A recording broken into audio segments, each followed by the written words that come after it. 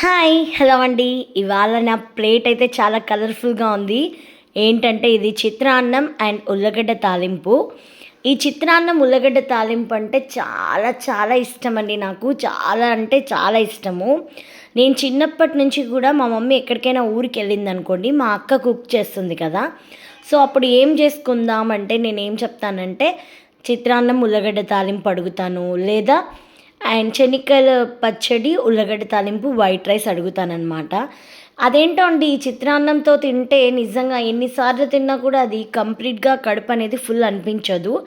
అప్పుడు కొంచెం తింటూనే ఉంటాను నేనైతే డే అంతా. బట్ ఈ చిత్రాన్నం ఏంటంటే అక్క అయితే చాలా బాగా చేస్తుంది. నాకంతగా రాదు. కానీ ఇవాళ నేను చేసిన చిత్రాన్నం, ఉల్లగడ్డ తాలింపు అయితే రియల్లీ చాలా టేస్ట్ అనిపించింది. అలాగే అట్లా చిన్న రెడ్ ఒట్టిమిరపకాయలు నాకు తినడం చాలా ఇష్టము. అవి కొంచెం బాగుంటాయి. సో నేనైతే ఇవాళ నా లంచ్ ఇలా తిన్నాను. అండ్ నా కోసం ఇంకొక స్పెషల్ అండి ఇది. స్పెషల్ స్వీట్ గులాబ్ జామున్ మా ఫ్రెండ్ వాళ్ళ మమ్మీ చేశారు. సో నా ఫ్రెండ్ ఇచ్చేటప్పుడు చెప్పినారు, "నువ్వు ఎక్కువ తీసుకోవద్దు, తినొద్దు" అని.